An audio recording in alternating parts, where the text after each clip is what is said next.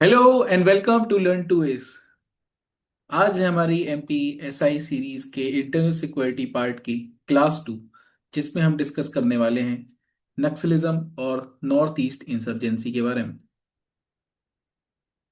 तो हम जान लेते हैं हमारा सिलेबस के बारे में ब्रीफली और हम कहाँ स्टार्ट कर रहे हैं। तो आज हम पढ़ेंगे linkages between the development and the spread of extremism, यानी कि जो नक्सलिज्म है या फिर इंसर्जेंसी है उसके स्प्रेड होने के पीछे लैक ऑफ डेवलपमेंट का क्या कारण है उसको हम जानेंगे।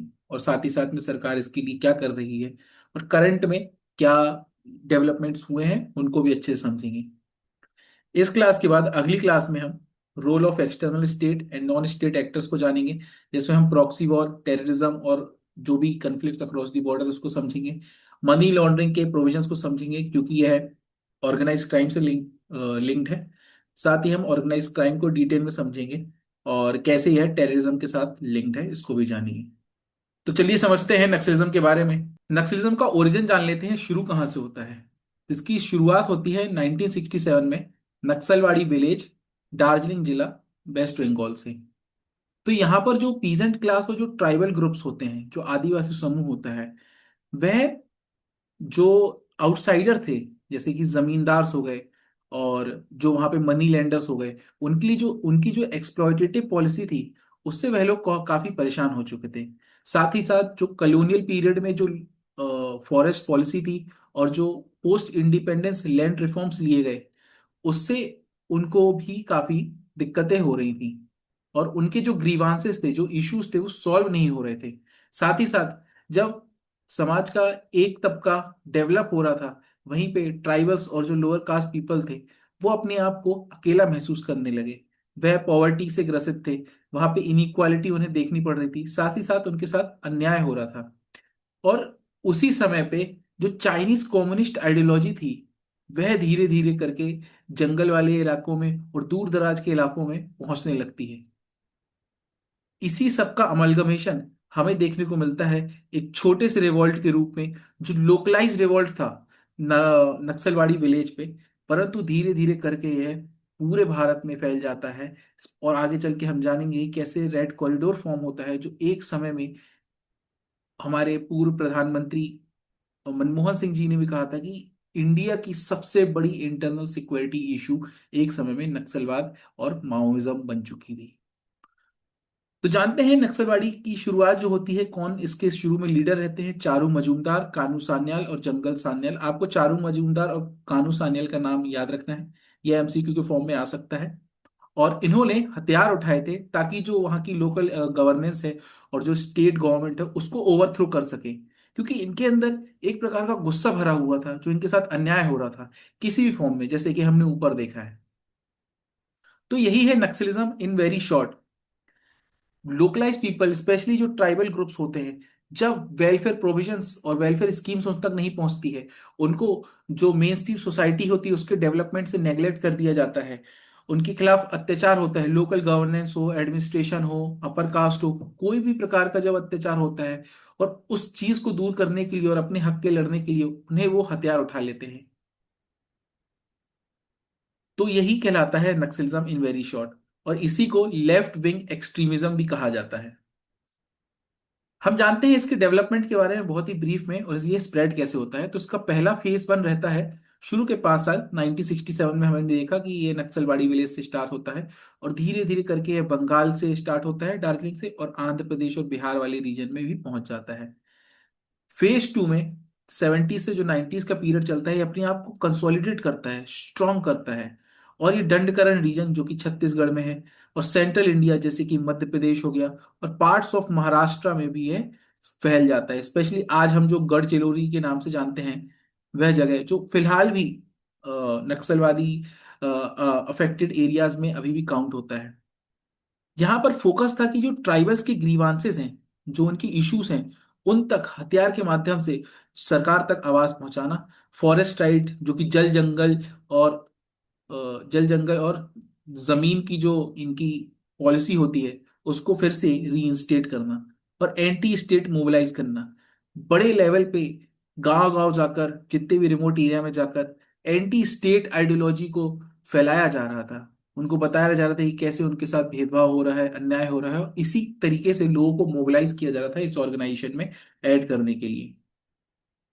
फेज 3 की यदि हम बात करें तो यहाँ पर और तेजी से इसको स्ट्रॉन्ग किया जाता है, और इस लेवल पे चीजें स्ट्रॉन्ग हो जाती हैं कि 2004 में इंडिया की सबसे बड़ी इंटरनल सिक्योरिटी इशू बन के खड़ी हो जाती है। और इस समय पे सीपीआई माओइस्ट अपने पूरी तरीके से पैर पसार चुकी थी। बड़े से बड़े जो भी जंगल इलाके थे और जो भी रिमोट एरियाज थे वहां पर यह पहुंच चुकी थी, और हमारी आर्म्ड फोर्सेस के लिए, जो हमारी लोकल पुलिस होती हैं उनके लिए और स्टेट के लिए एक बहुत बड़ा इश्यू बन के यह खड़ा हुआ था। यहीं पे हम देखते हैं माओइस्ट का फॉर्मेशन। अब हम जान लेते हैं माओइज्म क्या होता है। तो माओ जेडोंग की जो रेडिकल कम्युनिस्ट आइडियोलॉजी है, उससे जो लोग प्रभावित होते हैं उसे हम माओइज्म कहते हैं। नक्सलिज्म और माओइज्म में फर्क यही है कि जो नक्सलिज्म होता है वो नक्सलवादी विलेज से ओरिजिन हुए एक मूवमेंट है जो एंटी स्टेट मूवमेंट था। हालांकि वह आइडियोलॉजी इंडिजिनस है। और जो माओइस्ट आइडियोलॉजी है वो चाइना के माओ जेडोंग, जो कि डिक्टेटर था, उसकी आइडियोलॉजी से प्रभावित लोगों को डिनोट करता है। इनके जो कोर बिलीव होते हैं माओस्ट के, कि जो बुर्जुआ और फ्यूडल इंटरेस्ट, यानी कि जो मिडिल क्लास होते हैं और जो जो लैंडलॉर्ड्स होते हैं, तो स्टेट जो होता है, इनका मानना होता है कि स्टेट इनके इंटरेस्ट को सर्व करता है। यानी कि जो अपर कास्ट होते हैं, जो मिडिल क्लास होती हैं, जो लैंड होल्डिंग क्लासेस होती हैं, उनको सर्व करता है, और डेमोक्रेसी बस एक छलावा है, एक फसाड है। इसलिए हथियार उठाना एक लेजिटिमेट पॉलिटिकल टूल बन जाता है। हथियार उठाना गलत नहीं है, हमें अपने अधिकार के लिए हथियार उठाना पड़ सकता है, ऐसी इनकी आइडियोलॉजी थी। और ये पार्लियामेंट्री डेमोक्रेसी जो हमारे संविधान में बहुत ही स्पष्ट तरीके से दी हुई है, उसको ये रिजेक्ट करते हैं। नक्सलिज्म की यदि बात की जाए तो रेड कॉरिडोर को जानना बहुत बहुत महत्वपूर्ण हो जाता है। रेड कॉरिडोर एक समय में नेपाल से लेके बिहार, झारखंड, बंगाल, उड़ीसा, छत्तीसगढ़, आंध्र प्रदेश, कर्नाटका तक फैला रहा हुआ था। यह वह रीजन कहलाता है जो नक्सलिज्म से बहुत ही ज्यादा अफेक्टेड था, और यहां पर नक्सलिज्म की एक समय पे पीक पर एक्टिविटी चल रही थी। तो वही यहां पर लिखा हुआ है कि यह वह ज्योग्राफिकल बेल्ट होता है जो अफेक्टेड था लेफ्ट विंग एक्सट्रीमिज्म, या फिर इसी को नक्सलवाद भी कहा जाता है। और कौन कौन से स्टेट थे तो वह हमने मैप में देख लिए, वही यहाँ पे लिखे हैं: छत्तीसगढ़, झारखंड, उड़ीसा, बिहार, आंध्र, तेलंगाना, महाराष्ट्र, मध्य प्रदेश एंड बंगाल। इनफैक्ट ये नेपाल से भी एक्सटेंड होता है, तो आपको ये याद रखना है कि रेड कॉरिडोर क्या है, तो वह बड़ा एरिया है जो नक्सलवाद से प्रभावित था, और नेपाल से एक्सटेंड होता है, आंध्र प्रदेश तक में जाता है। उस समय पे तत्कालीन जो प्रधानमंत्री थे, लेट श्री मनमोहन सिंह जी, उन्होंने कहा था कि Naxalism is the single biggest internal security challenge faced by the India. आप ध्यान दीजिए, सिंगल बिगेस्ट मतलब बहुत सारे इंटरनल सिक्योरिटी इश्यूज थे, लेकिन यह इस लेवल पे पहुंच चुका था सीपीआई माओइस्ट के स्ट्रांग होने के कारण। सीपीआई माओइस्ट के स्ट्रांग होने के कारण सबसे बड़ा थ्रेट उस समय पे नक्सलवाद बन चुका था। तो उस समय सरकार की क्या स्ट्रेटजी, टू प्रॉन्ग्ड स्ट्रेटजी थी, कि एक तो हम डेवलपमेंट पे फोकस करेंगे ताकि लोगों के जो ग्रीवांसेस हैं, जो उनकी इश्यूज हैं, उसको सॉल्व किया जा सके। एडमिनिस्ट्रेशन में सुधार लाएंगे, हम सड़कें बनाएंगे, हम सेल मोबाइल सेल टावर्स वहां पे लगाएंगे, इंटरनेट की सर्विसेज पहुंचाएंगे, गवर्नेंस रिफॉर्म करेंगे। जो भी डिसीजन मेकिंग हो रही होगी वह बॉटम अप अप्रोच होगी, टॉप डाउन अप्रोच नहीं होगी। बॉटम अप्रोच मतलब कि जो वहां के लोकल्स हैं, पंचायती राज सिस्टम्स के माध्यम से, ग्राम सभा के माध्यम से, हम उनके जो इश्यूज हैं उसको सुनेंगे और उस हिसाब से पॉलिसी मेकिंग करेंगे। साथ ही साथ जो करप्शन है ग्राउंड लेवल पे उसको दूर करेंगे, पंचायती राज इंस्टीट्यूशन को स्ट्रॉन्ग करेंगे। फिर फॉरेस्ट राइट एक्ट के तहत इनको, जो ट्राइबल्स है लंबे समय से रहते हुए आ रहे हैं जंगल में, उनको हम पट्टा देंगे। पेसा के माध्यम से शेड्यूल एरिया में हम पंचायती राज इंस्टीट्यूशन को फैलाएंगे, इत्यादि इत्यादि बहुत सारे ऐसे रिफॉर्म्स लिए गए। दूसरा है, जब हम डेवलपमेंट कर देते हैं तो बहुत बड़ी जो मासेस होती है प्रभावित होती है, और वह मेन स्ट्रीम सोसाइटी के साथ जुड़ती भी है। परंतु कुछ फ्रिंज एलिमेंट होते हैं जो नहीं चाहते हैं कि डेवलपमेंट प्रोजेक्ट के कारण लोग सरकार के प्रति आकर्षित हों। इसलिए वह लोग टाइम टाइम पर इन डेवलपमेंट प्रोजेक्ट्स को हॉल्ट करते रहते हैं, इनके ऊपर बम अटैक करेंगे, इनके ऊपर हथियार मारेंगे, डराएंगे धमकाएंगे। और जो लोग मुख्य धारा से समाज की जुड़ना भी चाहते हैं उनको भी ये डराते हैं। तो ऐसे जो कोर एलिमेंट होते हैं, जो हार्ड एंड एलिमेंट होते हैं, उनको हटाने के लिए हमारे पास सिक्योरिटी ऑपरेशन हमें कैरी करना पड़ता है। यानी कि बंदूक का जवाब बंदूक से दिया जाएगा। तो पहले हम डेवलपमेंट पे फोकस करेंगे और फिर हम सिक्योरिटी मेजर्स को लेंगे, ठीक है। तो वहीं यहाँ पे लिखा हुआ है कि लैंड रिफॉर्म से फोकस किया गया, एफआरए के माध्यम से पट्टा दिया जाएगा उन्हें। ट्राइबल वेलफेयर में घोषित को फोकस किया जाएगा। वर्तमान में भी हम देख रहे हैं कि पीवीटीजी इसके लिए जैसे जनमन स्कीम सरकार के द्वारा लाई गई है, और धरती आबा जनजाति ग्राम उत्थान अभियान हो गया, या फिर ट्राइबल्स के लिए जो 15 नवंबर को मनाया जाने वाला जनजातीय गौरव दिवस। तो ये इसलिए है ताकि हम ट्राइबल्स के बीच में जो एंटी स्टेट सेंटिमेंट्स थे उसको दूर कर सके, और उन्हें यह दिखा सके कि आप भी हमारे समाज की मुख्य धारा के हिस्सा है, और आपके बिना यह development of the country possible नहीं है। और जब हम लोगों को ट्रस्ट जीत लेते हैं, वही होता है जहां से चेंजेस स्टार्ट होते हैं। इंक्लूसिव ग्रोथ यानी कि समावेशी ग्रोथ होनी चाहिए। Addressing the root causes not only violence, यह नहीं कि हथियार किसी ने उठाया तो उसको हथियार से ही जवाब देना है। रूट कॉज जानिए, जो मेन इशू है वो जानिए। मेन इशू है लैक ऑफ डेवलपमेंट, वहां पे हमें ज्यादा से ज्यादा डेवलपमेंट में फोकस करना है। वर्तमान में सरकार क्या स्टेप्स ले रही है, आइए हम उनको जानते हैं। पहला है ऑपरेशन ब्लैक फॉरेस्ट, ये बहुत इंपॉर्टेंट है, ये एमसीक्यू आ सकता है, आपको ध्यान रखना है। तो छत्तीसगढ़ तेलंगाना की बॉर्डर पर जो हार्ड एंड माओइस्ट होते हैं और नक्सली होते हैं उनको टारगेट किया गया था, कारेगुटलू हिल्स में, छत्तीसगढ़ तेलंगाना की बॉर्डर पे। तो आपको याद रखना है। और इसी में आगे चल के हम देखेंगे कि एक बहुत इंपॉर्टेंट नक्सली जो कि बसवराजू है, उसको मारा जाता है, जो कि माओइस्ट की जो सेंट्रल कमेटी होती है उसका सेक्रेटरी था ये व्यक्ति। तो नक्सलवाद की पिछले लगभग 3 दशकों में ऐसा पहली बार हुआ है कि कोई इतने बड़े लेवल का लीडर मारा गया है। फिर 2025 में ही बीजापुर जो कि छत्तीसगढ़ में है, वहां पे क्लैश हुआ था, जिसमें लगभग 650 पर्सोनेल्स बीजापुर डिस्ट्रिक्ट में नक्सलों से भिड़े थे। तो आपको याद रखना है, इंद्रावती नेशनल पार्क वाला रीजन है ये छत्तीसगढ़ में, जहाँ पर बीजापुर जिले में यह पड़ता है और जहाँ पर ये क्लैश हुआ था। और लगभग 31 माओइस्ट मारे गए थे। तो आपको एक ये डेटा याद रखना है, operation black forest Chhattisgarh Telangana border में, और 31 माओइस्ट मारे गए थे बीजापुर क्लैश में। और अबूझमड़ के जंगल, यह भी छत्तीसगढ़ में पड़ता है। आप ये जगह याद रखिए क्योंकि एग्जाम में आ सकता है वन लाइनर में, तो आपको बस ये याद रखना है। और यहीं पे नंबला केशव राव, ये बहुत इंपॉर्टेंट नाम है, आपको याद रखना है। नंबला केशव राव, जिसे वसवा राजू भी कहा जाता है। तो यह एक बहुत बड़ा नक्सली था, माओइस्ट था, और इसके ऊपर बहुत बड़ा इनाम भी था, और इसे मार गिराया हमारी फोर्सेस ने। साथ ही साथ हमें डेवलपमेंट में भी फोकस करना है। और डेवलपमेंट और सिक्योरिटी जैसा हमारा लॉन्ग टाइम टर्म एक स्ट्रेटजी रही है नक्सलिज्म को दूर करने के लिए, उसी को फोकस करते हुए माननीय गृह मंत्री जी ने यह डिक्लेयर किया है कि 31 मार्च 2026 तक भारत नक्सल मुक्त हो जाएगा। आपको ये डेट याद रखनी है, सवाल जरूर आएगा। तो इसके लिए मल्टी प्रोंग्ड अप्रोच अपनाएगी। पहले तो सिक्योरिटी ऑपरेशंस लिए गए, तो इसमें जो लोकल पुलिस है, जो डीआरजी है, डीआरजी एक स्पेशल पुलिस फोर्स बनाई गई है छत्तीसगढ़ में, जो कि डील करती है नक्सलिज्म और जो माओइज्म होता है, और स्पेशली ट्रेंड होते हैं कि जो डिफिकल्ट टेरेन्स होते हैं और जो जंगली इलाका था उनमें कैसे ऑपरेट करते हैं। सीआरपीएफ जो कि एक सेंट्रल आर्म्ड पुलिस फोर्स है, यह बहुत इंपॉर्टेंट रोल प्ले करती है इसमें। और जो स्पेशल टास्क फोर्स बनाई जाती है पर्टिकुलर रीजन्स पे जो नक्सलिज्म होता है उसे डील करने के लिए।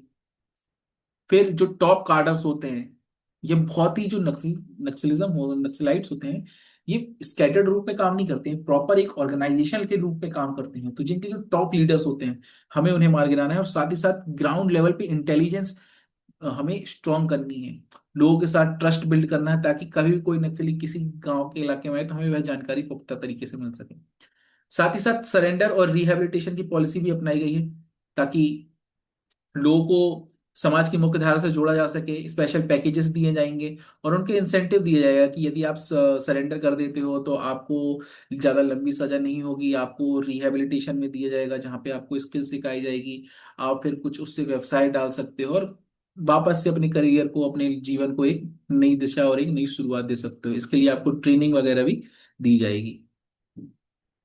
फिर आता है कि डेवलपमेंट में सरकार क्या करी, तो डेवलपमेंट प्रोजेक्ट्स तो जैसे हमने ऑलरेडी डिस्कस किया वही सेम चीज है कि जो भी लेफ्ट विंग एक्सट्रीमिस्ट जोन्स होते हैं वहां पे सड़कों का निर्माण किया जाएगा, टेलीकॉम वगैरह जो मोबाइल नेटवर्क्स होते हैं वह पहुंचाई जाएंगी, वेलफेयर स्कीम्स हमने ऑलरेडी देखी हैं, जनमन और धरती आबा जनजाति ग्राम उत्थान अभियान, और जो ग्राम सभा है और लीगल रेट है तो पेशा एफआरए के माध्यम से इन्हें स्ट्रॉन्ग किया जाएगा।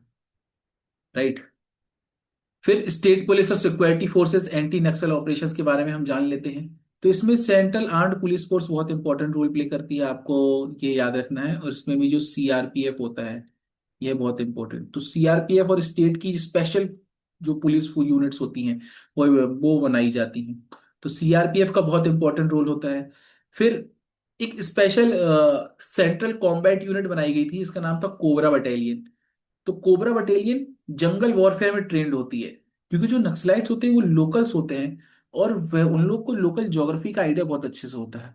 तो उन्हें पता होता है कि जंगल के कौन से इलाके से कहाँ कैसे मूव किया जाता है, कैसे ऑपरेट किया जाता है। हालांकि ये जो लोकलाइज्ड नॉलेज होती है ये हमारी यूनिट पुलिस के पास नहीं होती है। तो स्पेशल एक यूनिट बनाएगी कोबरा नाम से। फुल फॉर्म क्या है? Commando battalion for resolute action. आपको ये फुल फॉर्म याद रखना है, ये क्वेश्चन आ सकता है। और यह 2009 में बनाई गई थी। तो आपको ये सिंपली याद रखना है। अबूझमाड़ और बस्तर जो कि छत्तीसगढ़ के रीजन है, यहाँ पे बहुत डेंस फॉरेस्ट पड़ता है इसलिए यहाँ पे इनको ऑपरेट किया जाता है। तो कोबरा फुल फॉर्म 2009 और अबूझमाड़ और बस्तर वाले रीजन में ऑपरेट करती है। फिर कुछ special state level police units को हम पढ़ लेते हैं, ये वन लाइनर में क्वेश्चन आ सकता है। तो छत्तीसगढ़ की डीआरजी, यही अभी ऑपरेशन ब्लैक फॉरेस्ट में इन्वॉल्व थी, डीआरजी का फुल फॉर्म है district reserve guard. Andhra Pradesh और तेलंगाना, ये 2014 से पहले एक यूनिट थी। उस समय पे ग्रे हाउंड पुलिस यूनिट बनाई गई थी जो स्पेशल पुलिस यूनिट थी नक्सलिज्म से डील करने के लिए। और उड़ीसा में बनाई गई थी एसओजी यानी स्पेशल ऑपरेशंस ग्रुप। महाराष्ट्र में ऑपरेट करती है C60 कमांडो फोर्स, और मध्य प्रदेश में इंपॉर्टेंट है आपको याद रखना हॉक फोर्सेस। थोड़ा सा ब्रीफली हॉक फोर्स के बारे में जान लेते हैं। तो हॉक फोर्सेस जो कि मध्य प्रदेश की एक एलीट पुलिस यूनिट होती है, जो कि बालाघाट, मंडला, सिवनी, ये तीन रीजन मध्य प्रदेश में माने जाते हैं जहाँ पे नक्सलिज्म रहा है। बालाघाट, सिवनी और मंडला। हालांकि अब थोड़ा बहुत बालाघाट के ही रीजन में रह गया है, सिवनी और मंडला में इसके इंस्टांसेस पिछले कुछ सालों से नहीं रहे हैं। और हालांकि पूरी तरीके से वहां पे एलिमिनेट हो गया है, सिर्फ बालाघाट में ही कुछ रीजन पे रह गया है। रिसेंट में सरकार के द्वारा अभी हाल ही में अक्टूबर में जो डेटा जारी किया था, हम उससे कुछ चीजें सीख लेते हैं, ये हमारे एग्जाम में आ सकता है। तो पिछले 2014 से लेके 2025 तक लगभग जो क्या 10 साल रहे हैं, इसमें क्या डेवलपमेंट हुआ है? तो नक्सल अफेक्टेड जो जिले थे पहले, वे लगभग 2014 में 126 थे, इतना बड़ा नंबर था आप सोचिए, और अभी ये सिर्फ 11 है। तो आपको ये 11 याद रखना है कि वर्तमान में नक्सल अफेक्टेड डिस्ट्रिक्ट कम हो गए, कितने हो गए? 11 हो गए। मोस्ट अफेक्टेड डिस्ट्रिक्ट, अब इन 11 में भी कुछ ऐसे डिस्ट्रिक्ट होंगे जहाँ पे बहुत ज्यादा नक्सलिज्म है, तो वैसे जिले सिर्फ 3 बचे हैं। तो आपको याद रखना है नक्सलिज्म अफेक्टेड जिले 11 और मोस्ट अफेक्टेड 3।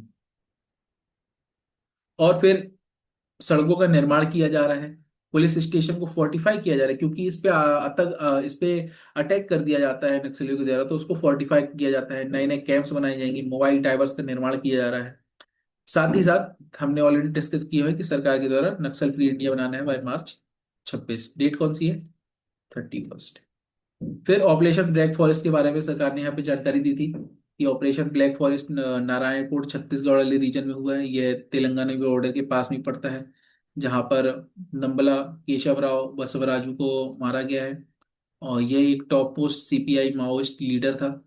और लगभग पिछले 3 डेकेड में ऐसा हुआ है कि एक बहुत बड़े जनरल सेक्रेटरी लेवल के की रैंक के एक लीडर को न्यूट्रलाइज किया गया है, okay, by Indian security forces. इनको जो फाइनेंशियल और किसी भी प्रकार की जो वायलेंट एक्टिविटी कोई ग्रुप करता है, तो सबसे इंपॉर्टेंट होता है उसका जो फाइनेंशियल सपोर्ट होता है ना, जो आर्थिक रूप से उनको सपोर्ट मिल रहा है उसको कैसे भी हम ब्लॉक कर दें, तो उससे उनके पास हथियार और जो भी लॉजिस्टिक सपोर्ट होता है वो आना बंद हो जाएगा, वो अपनी जो क्या कहते हैं रीच होती है उनकी वो कट हो जाएगी। तो फाइनेंशियल चोकिंग बहुत इंपॉर्टेंट होती है किसी भी ऑर्गेनाइजेशन के लिए। ये हम जब टेररिज्म भी पढ़ेंगे आने वाली क्लास में तब भी जानेंगे, सबसे इंपॉर्टेंट होता है कि आप उनके फंड्स को कट कर दीजिए।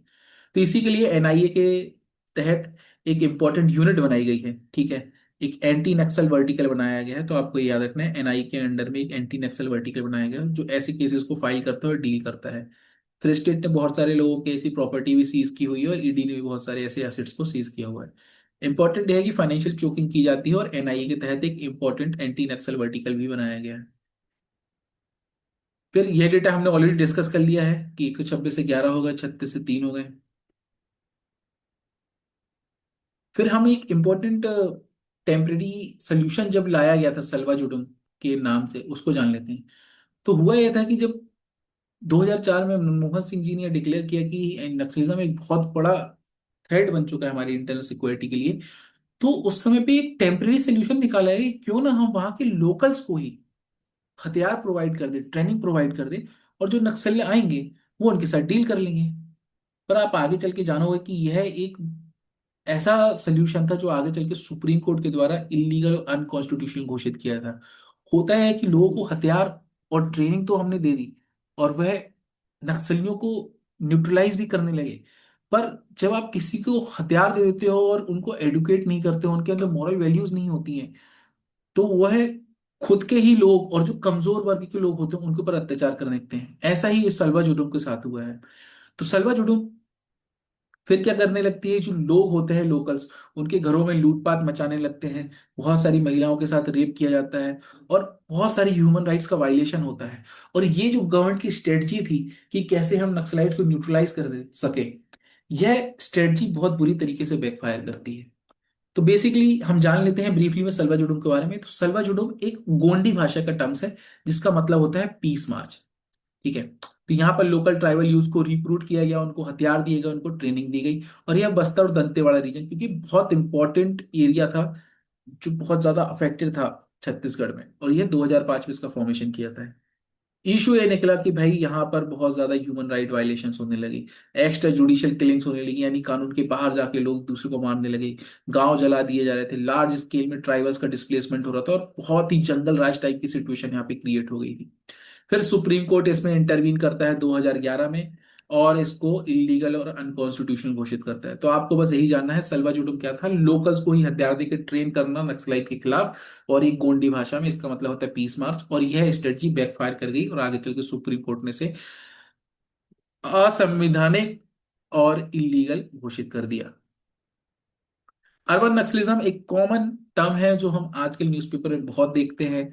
और तो ये जानते हैं ये क्या होता है अर्बन नक्सलिज्म? सिंपली आप समझिए कि जो अर्बन पीपल में लोग होते हैं वो इनकी जो आइडियोलॉजी होती है उसको सपोर्ट प्रोवाइड करते हैं। ये हो सकता है डायरेक्टली सपोर्ट ना हो, बट इनडायरेक्टली उनको logistical support, ideological support provide करते हैं। हो सकता है यह कोई एनजीओ हो सकता है कोई सोशल मीडिया चैनल हो सकता है कोई टेलीविजन मीडिया, प्रिंट मीडिया हो, यूनिवर्सिटी के प्रोफेसर हो। मेनली अर्बन नक्सलिज्म में जो पढ़े लिखे लोग होते हैं और जो स्टूडेंट्स होते हैं वही जुड़े हुए होते हैं, क्योंकि ये इनको एक इंटेलेक्चुअल सपोर्ट प्रोवाइड करते हैं जिससे इनकी जो आइडियोलॉजी होती है, एजेंडा होता है, वो आगे मासेस तक पहुंचता है बहुत ही सॉफ्ट तरीके से। तो वही यहाँ पर लिखा हुआ है। तो इससे क्या होता है, जो इंटेलेक्चुअल्स होते हैं जैसे कि स्टूडेंट्स, एक्टिविस्ट, लॉयर्स इत्यादि, ये सब अपनी नक्सलाइट्स आइडियोलॉजी को फैलाते हैं किस माध्यम से? मीडिया के यूज से, यूनिवर्सिटीज के माध्यम से, एनजीओ, ट्रेड यूनियन वगैरह। और ये आइडियोलॉजिकल सपोर्ट प्रोवाइड करते हैं, लीगल एड प्रोवाइड करते हैं कि कल को कोई यदि नक्सलिस्ट पकड़ा जाता है तो उसको बोल दें कि नहीं यह व्यक्ति थोड़ा एरांट हो गया था तो इसको सुधारा जा सकता है और नहीं इसको सजा नहीं दी जानी चाहिए, या फिर उसको बोल दें कि नहीं वह नक्सलाइट नहीं है, उसको गलत तरीके से फ्रेम किया, तो इस तरीके से लीगल एड प्रोवाइड करेंगे, फाइनेंशियल लॉजिस्टिकल बैकिंग प्रोवाइड करेंगे और उनको हथियार वगैरह भी सप्लाई कर देते हैं। मेन ये होते हैं। तो अर्बन जो इंटेलेक्चुअल्स होते हैं, अर्बन इंटेलिजेंसिया होती है, वह इनको सपोर्ट प्रोवाइड करती है। और इसी को काउंटर करने के लिए महाराष्ट्र पहला स्टेट बना है जिसने अर्बन नक्सलिज्म बिल को इंट्रोड्यूस किया है। इसका जो फॉर्मल नेम है वो है MSPS, Maharashtra special public securities act. तो इसके माध्यम से जो अनलॉफुल एक्टिविटीज होती हैं एक्सट्रीमिस्ट ऑर्गेनाइजेशन, या भी है कोई भी हो सकता है, ये एनजीओ हो सकता है, ये यूनिवर्सिटी हो सकती है, ट्रेड यूनियन हो सकती है, कोई भी हो सकता है, वह जो माओइस्ट आइडियोलॉजी को, माओइस्ट विचारधारा को सपोर्ट करते हैं, उनको काउंटर करना अर्बन एरिया में।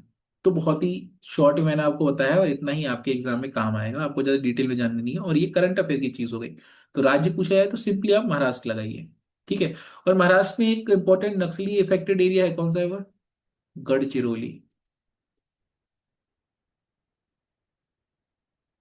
अभी एक इंपॉर्टेंट स्ट्रेटजी रही है गवर्नमेंट की, जो कुछ साल पहले सरकार के द्वारा लाई गई थी, समाधान स्ट्रेटजी। तो ये एक ना शॉर्ट फॉर्म है, SAMADHAN, इसका कुछ कुछ मतलब है, तो हम ब्रीफली जान लेते हैं ताकि अब कुछ पता रहे, ज्यादा डिटेल में नहीं। एस मतलब होगा कि स्मार्ट लीडरशिप, ए मतलब होगा कि अग्रेसिव स्ट्रेटजी, यानी कि जो कोबरा बटालियन बनाई जाएगी, DRG छत्तीसगढ़ में बनाई जाएगी, ग्रे हाउंड तेलंगाना आंध्रा में, और हॉक फोर्स मध्य प्रदेश में बनाई जाएगी। ए मतलब मोटिवेशन और ट्रेनिंग, तो स्पेशल टाइप की ट्रेनिंग दी जाएगी, जैसे जंगल वॉरफेयर में, और IED ऑपरेशंस को कैसे काउंटर करना है उसके बेसिस पे। फिर एक्शनेबल इंटेलिजेंस, हमारे पास इंटेलिजेंस तो है कि वहां पर एक नक्सली है, बट क्या वह इंटेलिजेंस एक्शनेबल है, क्या एक्शन ले सकते हैं, क्या हमें पूरा पता है वहां पे है या नहीं है, किस टाइप की इंफॉर्मेशन है। तो दो टाइप की इंटेलिजेंस होती है, एक्शनेबल, नॉन एक्शनेबल। तो एक्शनेबल इंटेलिजेंस को हमें स्ट्रॉन्ग करना है। डैशबोर्ड बेस्ड KPI, तो यह बनाया जाता है मॉनिटरिंग को टैकल करने के लिए कि यार, पर जो पर्सोनल्स डिप्लॉय किए गए हैं उनमें कितना क्या कहते हैं, उनकी मॉर्टेलिटी हो रही है, या फिर कितने लोग सरेंडर किए हैं, कितने लोग को समाज की मुख्य धारा से जोड़ा गया है, कितने वॉयलेंस हो रहे हैं, तो सबको जानकारी लेने के लिए। हार्नेसिंग टेक्नोलॉजी, जैसे कि रात को हम इंफ्रारेड गॉगल्स कैसे लगा सकते हो, उसके रिलेटेड डेवलपमेंट हो गया, या फिर कैसे ड्रोन्स का इस्तेमाल कर सकते हैं, और सैटेलाइट और रिमोट सेंसिंग के माध्यम से कैसे हम ज्यादा से ज्यादा जानकारी को इकट्ठा कर सकते हो, इस प्रकार की जानकारी। ए से हो गया action plan for the each theatre, हमें स्ट्रेटजी बनानी होगी। और एन मतलब कि नो एक्सेस टू फाइनेंसिंग, तो यहाँ पे ऑलरेडी हमने डिस्कस किया है PIB में कि कैसे सरकार फाइनेंसिस को कट कर रही है, और इसी के लिए NIA के तहत एक स्पेशल एंटी नक्सल वर्टिकल बनाया गया है। ठीक है। तो डेवलपमेंट और स्प्रेड ऑफ एक्सट्रीमिज्म, आप ऑलरेडी अभी तक समझ चुके होंगे कि नक्सलिज्म के स्प्रेड के लिए सबसे बड़ा कारण होता है लैक ऑफ डेवलपमेंट। जब डेवलपमेंट नहीं होता है तो लोगों को यह लगता है कि उनके खिलाफ अन्याय हो रहा है। जब बाकी सभी को डेवलपमेंट के फायदे मिलते हैं, यह उन फायदों से वंचित रह जाते हैं। तो इसके बहुत सारे कारण होते हैं। जैसे पहले हो गया इकोनॉमिक डेप्रीवेशन, यानी कि गरीबी हो गई, बेरोजगारी हो गई, या फिर अपॉर्चुनिटीज इनको नहीं मिलती है, जो इनके अंदर एक प्रकार का फ्रस्ट्रेशन क्रिएट कर देती है, और इन लोग एक्सट्रीमिस्ट जो आइडियोलॉजी होती है, विचारधारा होती है, उससे प्रभावित हो जाते हैं। दूसरा हो गया regional under development. For example आप देखोगे महाराष्ट्र, गुजरात, कर्नाटक, ये वाले रीजन कितने ज्यादा डेवलप्ड हैं, वहीं पे छत्तीसगढ़, झारखंड, उड़ीसा, मध्य प्रदेश, कितने मिनरल रिच ये रीजन्स हैं, परंतु यहाँ पे आपको देखने को मिलेगा कि डेवलपमेंट बहुत कम है। इनफैक्ट बहुत सारे जो national family health survey, periodic level 4 सर्वे, और NSO और इकोनॉमिक सर्वे के डेटा से भी हमें देखने मिलता है कि कितना ज्यादा यहाँ पर अंडर डेवलपमेंट का इशू अभी भी चल रहा है। इंफ्रास्ट्रक्चर सही नहीं है, एडुकेशन की क्वालिटी सही नहीं है, हेल्थ केयर फैसिलिटीज नहीं है। फर्दर इन्हें स्टेट से एक अपनापन धीरे धीरे इनका कम हो जाता है, क्योंकि यहाँ पर इनको डिलीवरी ऑफ सर्विस नहीं मिल रही है, जो वेलफेयर स्कीम्स है, लोगों का भरोसा उठ जाता है इंस्टीट्यूशन से। फिर जल जंगल जमीन, हमने ऑलरेडी देखा है कि जो आदिवासी होते हैं उनका डेवलप, उनका जो कल्चर ही होता है पूरा तरीके से जल जंगल जमीन पर निर्भर होता है। और जो फॉरेस्ट पॉलिसी होती है, जैसे नेशनल पार्क यदि किसी एरिया को घोषित कर दिया जाता है, या फिर किसी एरिया में बड़ा सा डेवलपमेंट प्रोजेक्ट यदि लाइक वहां पे डैम बनाया जाता है, तो उनको डिस्प्लेस किया जाएगा। अब हमने उनको डिस्प्लेस कर दिया, पर जहाँ पे उनको रिहेबिलिटेशन के लिए रखा जाएगा, जहाँ के रिस्टोर किया जाएगा वो रीजन को, वह रीजन में उनको फैसिलिटीज अच्छी नहीं मिलती हैं, या फिर जो डेवलपमेंट प्रोजेक्ट है उसके बेनिफिट इनको नहीं मिलते हैं। जो एक पर्टिकुलर क्लास होती है, अपर क्लास होती है, उसको इसके बेनिफिट्स मिल जाते हैं। तो इनके अंदर गुस्सा भर जाता है सरकार के प्रति, प्रोजेक्ट के प्रति। और इनके जो फॉरेस्ट राइट होते हैं, बहुत सारी जनजातियों के जो देवी देवता होते हैं, वो जंगल में निवास करते हैं, और उनसे जब उनका जंगल छीन लिया जाता है तो ये बहुत बड़ा एक इशू क्रिएट कर देता है। और वैसे ही सोशल एक्सक्लूजन हो गया, सिक्योरिटी वैक्यूम हो गया, और आइडियोलॉजिकल एक्सप्लोटेशन हो गया। अब हम जल्दी से MCQ सॉल्व कर लेते हैं। स्क्रीन में आपके सामने सवाल आएंगे, आप सवाल को पढ़िए और स्क्रीन को पॉज कीजिए, और मैं आपके सामने उत्तर दूंगा। पहला सवाल आप पढ़ लीजिए। आंसर इसका है C। हमने ऑलरेडी डिस्कस किया ऑपरेशन ब्लैक फॉरेस्ट के बारे में, कौन से रीजन में कैरी किया गया है, तो छत्तीसगढ़ वाले रीजन में कैरी किया गया है, छत्तीसगढ़ तेलंगाना बॉर्डर वाले रीजन में। अगला है ब्लैक फॉरेस्ट में कितने माओइस्ट मारे गए, तो सिंपल है, 31, PIB की रिपोर्ट में हमने देखा है। कौन सा टॉप माओइस्ट लीडर मारा गया है, तो आंसर है नंबला केशव राव। अबुझमड़ क्लैश, ये भी छत्तीसगढ़ में पड़ता है, तो resulted in the death of, इसमें 28 माओइस्ट सीनियर कमांडर्स मारे गए थे, इसलिए ऑप्शन बी हो जाएगा।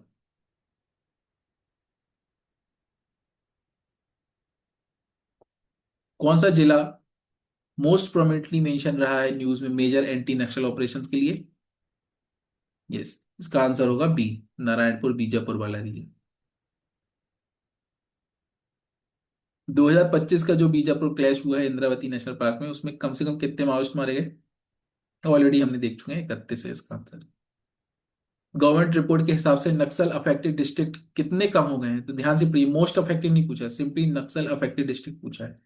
कितने हैं? तो ये हमने ऑलरेडी डिस्कस किया, 11, और मोस्ट अफेक्टेड 3। तो 11 और 3 याद रखने हैं। 11,3 है ना। नक्सल अफेक्टेड 11 और मोस्ट अफेक्टेड 3। कौन सी पैरा मिलिट्री और security force directly home minister के द्वारा उन्हें ऑनर प्रोवाइड किया गया ऑपरेशन ब्लैक फॉरेस्ट में? ओके, तो ऑपरेशन ब्लैक फॉरेस्ट छत्तीसगढ़ में, और छत्तीसगढ़ की स्पेशल फोर्स यूनिट होती है डीआरजी, हमने ऑलरेडी डिस्कस किया हुआ है। इसका आंसर हो जाएगा डीआरजी, डिस्ट्रिक्ट रिजर्व गार्ड। 2025 के एंटी नक्सल ऑपरेशंस में दो माओइस्ट लीडर्स को मारा गया है, नरसिम्हा चलम और भास्कर। दोनों माओइस्ट की कौन सी विंग के पार्ट थे? तो ये बहुत इंपॉर्टेंट लीडर्स थे, तो याद रखिए। सेंट्रल कमेटी और जो कमेटी लीडरशिप होती है उसमें थे ये। Which of the following best reflect the government stated goal regarding Naxalism by March 2026? हमें पता है कि 31 मार्च 2026 तक नक्सलिज्म को खत्म करना है। यस, इसका आंसर है पूरी तरीके से नक्सलिज्म को खत्म करना है, option B. Hawk Force of MP is primarily associated with anti Naxalite jungle warfare operations. Option C हो जाएगा इसका आंसर। हॉक फोर्स कब बनी थी? तो इसका आंसर हो जाएगा ऑप्शन बी, 2009 में। मध्य प्रदेश का कौन सा जिला नक्सल अफेक्टेड बेल्ट में आता है? बहुत आसान है, ऑप्शन बी, बालाघाट। अच्छे से ध्यान से पढ़िए, और ऐसे क्वेश्चंस आ सकते हैं क्योंकि हमने प्रीलिम्स में देखा है मल्टीपल स्टेटमेंट वाले क्वेश्चन है, तो प्रैक्टिस कीजिए, इसको सोच समझ के आंसर लगाइए, पॉज कीजिए वीडियो। तो यस, हॉक फोर्स के बारे में जानकारी दी हुई है। तो स्पेशलाइज्ड यूनिट है एमपी पुलिस की, यस। इसको स्पेसिफिकली एंटी नक्सल ऑपरेशंस के लिए बनाया गया था, yes. It works in the coordination with the CRPF and neighbouring state, yes. तो इसके तीनों कथन सत्य हैं, और ध्यान से पढ़िए, सत्य पूछा है या फिर असत्य पूछा है। तो यहाँ पे करेक्ट पूछा है, यस, इसका आंसर ऑल 3 होगा। सलवा जुडो was declared unconstitutional by supreme court because, attempt कीजिए इस क्वेश्चन को। यस, इसका आंसर हो जाएगा बी, क्योंकि हमने देखा ना कैसे ह्यूमन राइट से वायलेशंस हो रहे थे और आर्मिंग द सिविलियंस। समाधान स्ट्रेटजी, ये देखिए सवाल आ गया, क्या था ये? यस, लेफ्ट विंग एक्सट्रीमिज्म को डील करने के लिए, ऑप्शन सी। समाधान का कौन सा कंपोनेंट नहीं है? तो ध्यान से पढ़िए, उसको आंसर कीजिए। ऑलरेडी हमने डिस्कस किया, ये एक प्रकार का एक्रोनिम है, शॉर्ट फॉर्म है। यस, एस माने स्मार्ट लीडरशिप, तो ये भी सही है। एच मतलब हार्नेसिंग टेक्नोलॉजी, सही है। जुडिशियल एक्टिविज्म ऐसा कुछ नहीं था, ये भी सही है। फिर से एक मल्टीपल स्टेटमेंट, ध्यान से पढ़िए, ऑलरेडी हमने डिस्कस किया उसके बारे में। नक्सलिज्म के बारे में पूछा है, तो it originated Naxalbari movement in 1967, yes, Naxalbari और 1967। It aims to overthrow Indian state through armed struggle, yes. यह सशस्त्र संघर्ष द्वारा भारतीय राज को उखाड़ फेंकना चाहता है, यस। यह संसदीय लोकतंत्र का पूर्ण समर्थन करता है, नो। इसी को वो रिजेक्ट करते हैं। और यहाँ पे पूछा है, करेक्ट, ध्यान देने वाली बात है, करेक्ट। आधा डाल लीजिए इसको। ये आंसर, इसका कितने कथन सत्य हैं, तो इस प्रकार से भी आ सकता है, देखो। आपको तैयार रहना है किसी प्रकार के शौक, तो ये भी एक प्रकार का पैटर्न है जो शायद एस भी अपना सकता है। तो आपको थोड़ा सा सतर्क रहना है। रेड कॉरिडोर ऑलरेडी हमने डिस्कस किया हुआ है, जल्दी से इसका आंसर दीजिए, बहुत ही आसान है। यस, एलडब्ल्यू अफेक्टेड रीजन्स के लिए बोला जाता है। नक्सलिज्म से संबंधित कुछ कथन दिए हुए हैं, violence incident have decline in the recent year, yes. हमने देखा है कि अफेक्ट नक्सल अफेक्टेड डिस्ट्रिक्ट कितने, 11 हो गए, मोस्ट अफेक्टेड 3, तो ये कम होके आया है। Surrender rehabilitation policy are part of government strategy, yes, already हमने इसको डिस्कस किया है। Government has abandon development based approaches, नहीं। मतलब सबसे बेसिक जो है, जो गवर्नेंस को ग्राउंड लेवल में इंप्रूव करेगा और लोगों का ट्रस्ट जीतेगा, वह डेवलपमेंट बेस्ड अप्रोचेस ही है। ये कभी नहीं हम हटा सकते। और क्वेश्चन में करेक्ट पूछा है ये सब। तो जिस तरीके से मैं यहाँ पर सॉल्व कर रहा हूँ आपको भी ऐसे ही करना है, ध्यान देना है। करेक्ट पूछा है तो कितने करेक्ट है, एक और दो कथन करेक्ट है, तो इसका आंसर हो जाएगा only two statements are correct. Right. Special elite unit Greyhound कौन से राज्य से संबंधित है? हमने डिस्कस किया हुआ है स्पेशल पुलिस यूनिट्स अलग अलग स्टेट की। Yes, Andhra and Telangana. Urban Naxalism term का मतलब क्या है? पढ़िए। आंसर इसका बी होगा। अर्बन एरियाज में कैसे माओइस्ट आइडियोलॉजी को स्प्रेड किया जाता है और सपोर्ट प्रोवाइड किया जाता है? कौन से स्टेट ने अर्बन नक्सलिज्म को कर्व करने के लिए लॉ लेके आया है? तो ऑफ कोर्स महाराष्ट्र, ऑलरेडी हमने डिस्कस कर लिया है। महाराष्ट्र का जो लॉ है अर्बन नक्सलिज्म से संबंधित, उससे कुछ कथन दिए हुए हैं। It aims to tackle unlawful activities and extremist organisations. इसका उद्देश्य गैर कानूनी गतिविधियां एवं उग्रवादी संगठनों से निपटना है। यस। यह शहरी क्षेत्रों में आंतरिक सुरक्षा को मजबूत करने से जुड़ा है। यस। यह गैर कानूनी गतिविधियां निवारण अधिनियम को पूरी तरह से प्रतिस्थापित करता है। Answer is no. वह ऑपरेशन में रहेगा, तो ऐसा नहीं है कि उसे रिमूव कर दे। तो करेक्ट पूछा है तो of course one and two are correct, तो दो ही कथन सत्य है। ऑप्शन बी हो जाएगा आंसर।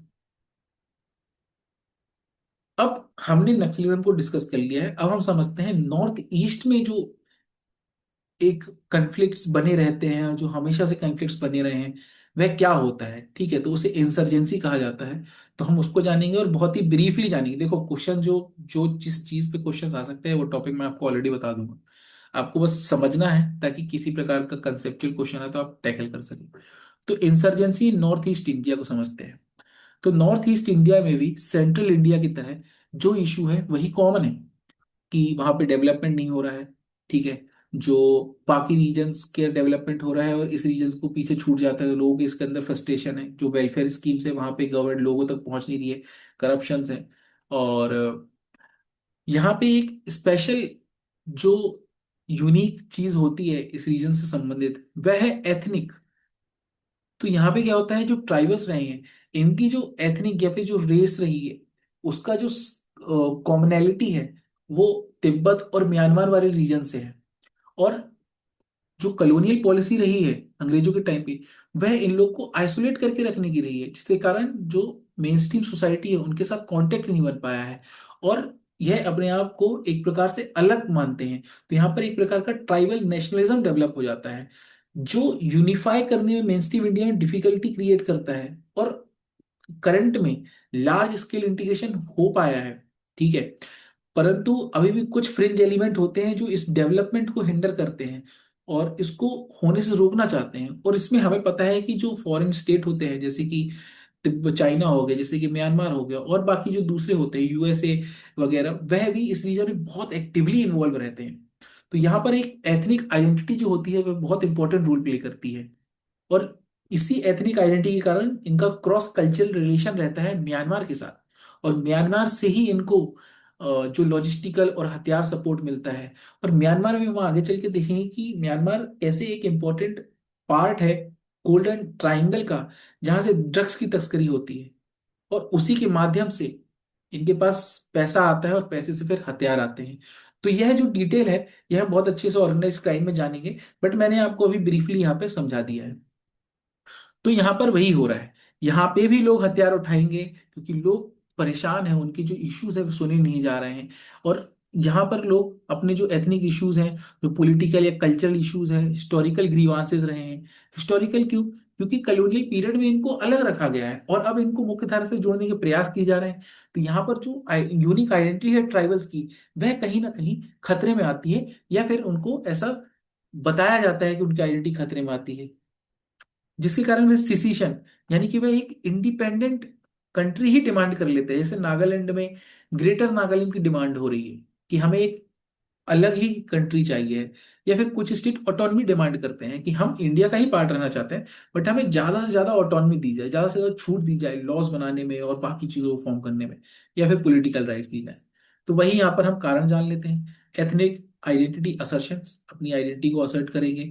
अनएम्प्लॉयमेंट का इशू हो गया, अंडर डेवलपमेंट हो गया, सेंटर के द्वारा इस एरिया को नेग्लेक्ट किया जाए। और यार देखो, यह एक ऐसी सच्चाई है जो हम सभी मानते हैं कि नॉर्थ ईस्ट रीजन बहुत अंडर डेवलप रहा है। मेन स्ट्रीम सोसाइटी से आप देखोगे तो एक छोटा सा चिकन नेक होता है जो लगभग 22 किलोमीटर का पड़ता है, और यही मेनलैंड इंडिया के साथ कनेक्ट करता है। तो आप समझिए कितना वल्नेरेबल पॉइंट है, ये एक चोक पॉइंट है हमारे देश का। और इस रीजन में सच में अभी भी बहुत कम डेवलपमेंट हुआ है। हालांकि अभी इसमें बहुत फोकस किया जा रहा है, जैसे पीएम डिवाइन स्कीम हो गई। तो आपको ये याद रखना है, पीएम डिवाइन स्कीम। तो इस डिवाइन स्कीम के माध्यम से ये एक इंटीग्रेटेड पैकेज है नॉर्थ ईस्टर्न के डेवलपमेंट के लिए। इसके माध्यम से बहुत बड़े एरिया पे चीजें डेवलप करेंगे अभी। और हिस्टोरिकल आइसोलेशन मैंने ऑलरेडी डिस्कस किया है। तो नक्स इंसर्जेंसी नॉर्थ ईस्ट में सेम है, हथियार उठा के अपनी जो शर्तें हैं उसको मनवाना। पर यहाँ पर चीजें थोड़ी और एक्सट्रीम हो जाती हैं। यहाँ पर एक इंडिपेंडेंट कंट्री की डिमांड होने लगती है। यहाँ पर जो एथनिक आइडेंटिटी होती है वो क्रॉस कंट्री पहुंच जाती है। यहाँ से यदि आप देखेंगे, यहाँ पर आपको म्यांमार देखने मिलेगा, यहाँ पर आपको तिब्बत, या फिर अब तो इसे चाइना ने ऑक्यूपाई कर लिया तो चाइना देखने को मिलेगा। तो और यहाँ पर साइड में हमें बांग्लादेश देखने मिलेगा। तो ये तीन आप एक्टर्स देख रहे हो इस रीजन में, ये बहुत बड़ा इशू प्ले करते हैं। यहाँ पर ये लोग हथियार देंगे, फंडिंग वगैरह करेंगे। और साथ ही साथ एक और जो इम्पोर्टेंट रीजन होता है, उसका एक रीजन होता है डेमोग्राफी। अब हमें पता है कि बांग्लादेश से लार्ज स्केल रोहिंग्या मुस्लिम्स और बाकी इलीगल तरीके से घुस आते हैं। तो यहाँ की जो डेमोग्राफी है उसे इम्पैक्ट पड़ता है। और यहाँ के जो लोकल्स है फिर उस चीज के लिए रजिस्ट करेंगे कि नहीं, यहाँ पर जो लोग आ रहे हैं आप उनको भेजिए। तो यह भी एक बहुत बड़ा रीजन बनता है। जब सरकार उस चीज को नहीं सुनती है तो लोगों को हथियार उठाने पड़ते हैं। अब नॉर्थ ईस्ट इंसर्जेंसी में कुछ इंपॉर्टेंट चीजें हैं कि कुछ अकॉर्ड्स होते हैं जो शांति प्रस्ताव साइन होते हैं वहाँ की जो वायलेंट ग्रुप्स होते हैं उनके बीच, और स्टेट गवर्नमेंट और सेंट्रल गवर्नमेंट। तो तीन मेजर एक्टर्स होते हैं जनरली, ठीक है, ट्राईपार्टाइट एग्रीमेंट्स होते हैं जनरली। तो यहाँ पे स्टेट गवर्नमेंट देखने मिलेगी, सेंट्रल गवर्नमेंट देखने मिलेगी, और जो और पर्टिकुलर ऑर्गेनाइजेशन जो अपनी डिमांड रख रहा है वो देखने मिलेगी। तो कुछ इंपॉर्टेंट अकॉर्ड्स हैं, इनके आपको नाम याद ही करने हैं, ईयर याद रखने हैं। सबके याद नहीं रहे, मैं कुछ इंपॉर्टेंट को बता दूंगा, ठीक है। तो सबसे इंपॉर्टेंट शुरू में जो था वह था नागा अकॉर्ड, जो 1975 में हुआ था नागालैंड में। तो यहाँ पर उस समय पे नागा नेशनल काउंसिल थी, उसके साथ हुआ था। फिर आपको याद रखना है असम अकॉर्ड, ये बहुत इंपॉर्टेंट है, 1985 में हुआ था। इसमें आसू जो असम स्टूडेंट यूनियन है वह यहाँ पर एक पार्टी के रूप में था। फिर एनएससीएन, यह एक सिसिशनिस्ट ग्रुप है नागालैंड का, जो ग्रेटर नागालैंड की डिमांड कर रहा है, national social council of Nagaland. फिर बोडो अकॉर्ड 2003 में, असम का बोडो ग्रुप, तो बोडो ग्रुप होता है असम में, ये डिमांड कर रहे थे कि बोडोलैंड टेरिटोरियल काउंसिल बनाई जाए। फिर बोडो पीस अकॉर्ड 2020 में असम में, और ब्रू रियांग अग्रीमेंट, ये त्रिपुरा वाले रीजन में, और एनएलएफटी एंड एटीटीएफ सरेंडर, ये त्रिपुरा से संबंधित है। बस आपको बेसिक याद रखना है कि कौन सी ऑर्गेनाइजेशंस कौन से स्टेट से संबंधित है, बस यही आपसे सवाल पूछा जा सकता है। और मेजर सेपरेटिस्ट ऑर्गेनाइजेशंस, तो इनके फुल फॉर्म्स याद रख लीजिए, कुछ कुछ के मैं बता देता हूँ। जैसे कि एनएससीएन, तो आपको याद रखना है, ये नागालैंड से संबंधित है और इसका फुल फॉर्म है national socialist council of Nagaland. ये ग्रेटर नागालैंड की डिमांड कर रही है, बहुत इंपॉर्टेंट है, आपको याद रखना है। फिर MNF, Mizo National Front, Mizo से समझ में आया कि ये मिजोरम से संबंधित है। फिर ULFA, United Liberation Front of Assam, यह असम से संबंधित है। फिर PLA, People's liberation Army, Manipur से संबंधित है। UNLF, United National Liberation Front, Manipur से संबंधित है। एनएलएफटी, आखिरी में टी आ रहा है तो ये त्रिपुरा से संबंधित है, national Liberation Front of Tripura. और एटीटीएफ, टी आ रहा है फिर से, तो ये भी त्रिपुरा से संबंधित है। तो आपने देख लिया कि एनएलएफटी और एटीटीएफ ये त्रिपुरा से संबंधित है, ये याद रख लीजिए। पीएलए याद रख लीजिए, यूएलएफ याद रख लीजिए, मिजो नेशनल फ्रंट, और एनएससी याद रख लीजिए, बाकी कोई बात नहीं, छोड़ दीजिए। फिर 2023 से एक बड़ा इशू जो चला आ रहा है नॉर्थ ईस्ट रीजन में, वह है मणिपुर इशू। तो हम ब्रीफली इसको जान लेते क्या है। तो यदि आप मणिपुर की ज्योग्राफी देखोगे तो एक फुटबॉल शेप का ये स्टेट आपको दिखेगा, और बीच में वैली दिखेगी, और यहाँ पर हमको पहाड़ी और जंगल इलाका दिखेगा। अब ये जो बीच का रीजन है, यहाँ पर हमको देखने मिलेंगे मैतीस, जो कि मेजरली हिंदूज हैं। अब मैतीस का नंबर बहुत कम है, हालांकि पॉलिटिकली और इकोनॉमिकली स्ट्रॉन्ग, क्योंकि वैली रीजन में रह रहे हैं तो यहाँ पे फर्टाइल लैंड है, फर्टाइल एग्रीकल्चर है। लेकिन यहाँ पर जो पहाड़ी इलाके हैं, यहाँ पर हमको कुकी जो एक ट्राइबल कम्युनिटी है, वह देखने को मिलेगी। अब पास्ट में हुआ है कि जो मोस्ट, अब जो ट्रिगर पॉइंट बना वह था मैतीस के द्वारा एसटी स्टेटस की डिमांड करना। और जो मणिपुर का हाई कोर्ट था, उसने ये डिमांड को पूरी करने के लिए सरकार को बोला भी कि आप इस पर विचार कीजिए। और यही ट्रिगर पॉइंट बना, क्योंकि यदि इनको एसटी स्टेटस मिल जाता मैतीस को, तो मैतीस का जो ये लैंड एरिया होता, यहाँ पर कुकीज नहीं आ पाते, क्योंकि ये एरिया ऑलरेडी, कुकी जो है, कुकी जो, वह एसटी डिक्लेयर्ड है। तो उनके एरिया में मैतीस लैंड खरीद नहीं सकते, तो वहां पे वह अपने आप को एक्सपांड नहीं कर सकते मैती। लेकिन कुकी कर सकते हैं इनके एरिया में एक्सपांड। लेकिन यदि मैती को भी अगर एसटी स्टेटस मिल जाता, तो जो कुकीज हैं वो अपने आप को एक्सपांड नहीं कर सकते, वह रिस्ट्रिक्ट हो जाते हैं। और उनका यह भी मानना है कि ऑलरेडी मणिपुर में जो बड़े बड़े सीएम रहे हैं वो सब मैती से रहे हैं, और मैतीस का नंबर बहुत कम होने के कारण, लगभग 10% तो पॉपुलेशन मैती है, और इनका रिप्रेजेंटेशन बहुत बड़ा है, ये बहुत इकोनॉमिकली स्ट्रांग है। तो यह भी एक प्रकार का फ्रस्ट्रेशन कुकीजों में रहा है।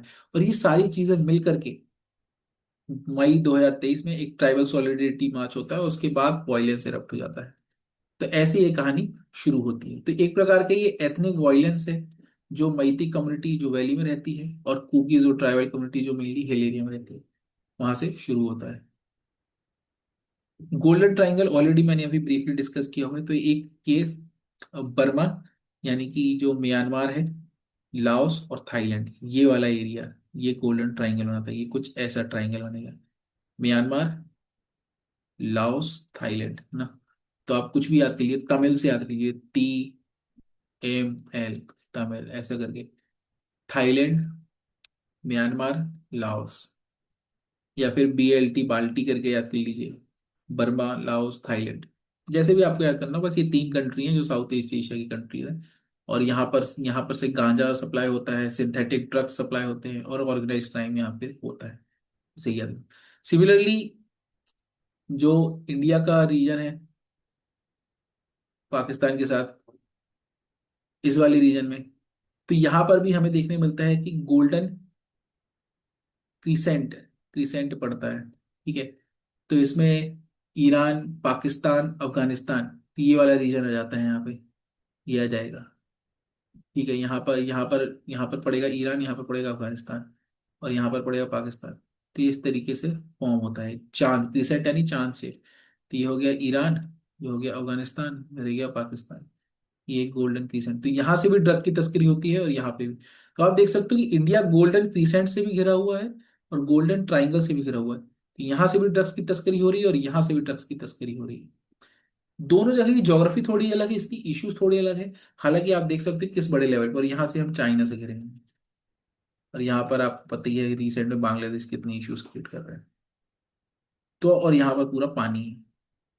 तो आप देखिए कि हमारी ज्योग्राफी इतनी लिमिटेड है कि हमारे पास इतने नहीं यूनिक टाइप के इंटरनल सिक्योरिटी चैलेंजेस आते रहते हैं, और उन सब से डील करना है। और यही सब हम इंटरनल सिक्योरिटी पढ़ेंगे, ब्रीफली पढ़ेंगे एग्जाम पॉइंट ऑफ व्यू से, बट थोड़ा समझने की भी कोशिश करेंगे कि यदि क्वेश्चन थोड़ा टफ आ जाए तो हम उसको टैकल कर पाए।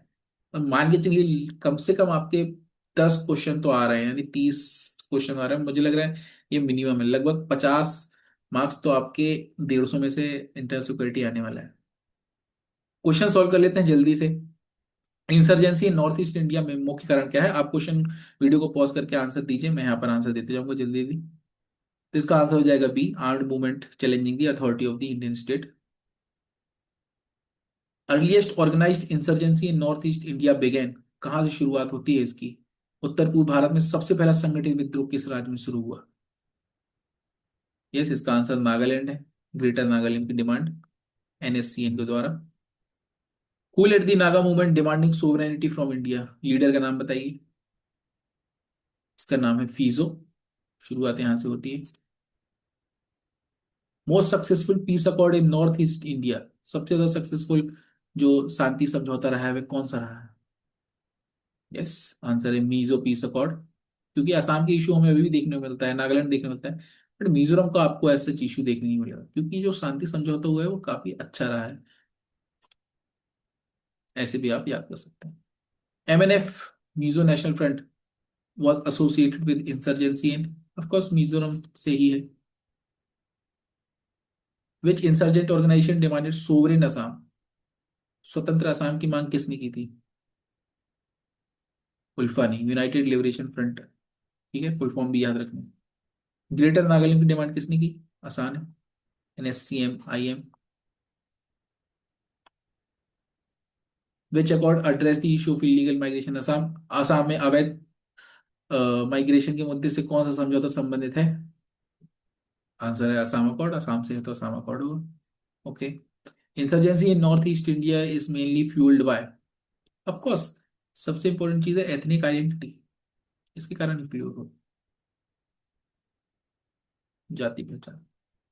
विच state experienced insurgency led by the PLA, people's liberation army, already हमने डिस्कस किया है कि आपको याद रखने कौन से स्टेट से संबंधित है, तो it is Manipur.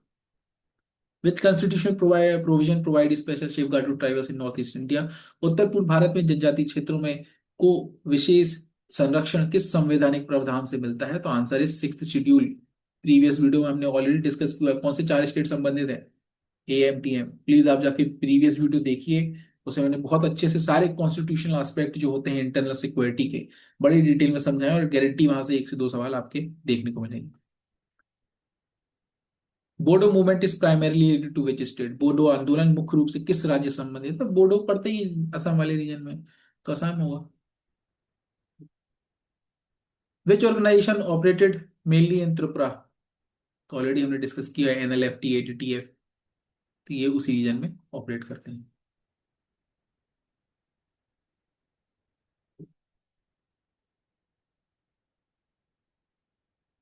Which neighbouring country was earlier use safe haven by insurgents, पहले विद्रोही संगठनों द्वारा सुरक्षित ठिकाने के रूप में किस पड़ोसी देश को उपयोग किया जाता था? तो ऑफकोर्स आंसर इस म्यांमार, आप ऑलरेडी देख सकते हैं कि हमारे नॉर्थ ईस्ट इंडिया हो गया, और ये हो गया भाई साहब म्यांमार, जो कि गोल्डन ट्राइंगल के पार्ट है।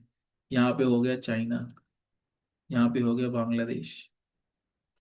तो आप देख सकते हैं कि जो भी यहाँ पे नागालैंड में जो भी अगर इंसर्जेंट ग्रुप है, तो बहुत पोरस बाउंड्री है, यहाँ पे कोई बाउंड्री वॉल्स नहीं बनी हुई है, आराम से लोग यहाँ जाते हैं, शरण लेते हैं, रहते हैं, खाते पीते हैं, चिल करते हैं, और फिर यहाँ आ जाते हैं।